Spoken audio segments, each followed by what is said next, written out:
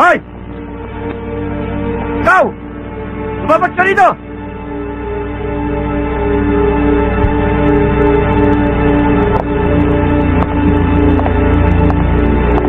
Yan, kuya. Ano man talaga ang gusto mong palabasin, ha? Tayo ka lang dito eh. Nagpapaandar ka na? Sa dinami-dami ng tao rito, kapatid ko pa, kilala mo? Tanong mo ba sa kapatid mo kung anong pinagmulan? Hindi na importante yun. Nagkamali ka na sinagasaan. Sarge, pakiusap lang. Baka pwede natin pag-usapan to na maayos sa loob. Huwag kang makialam dito, Connie, ha? Alam ko ang ginagawa ko. Dapat lang na panagutin ko ang tao ito.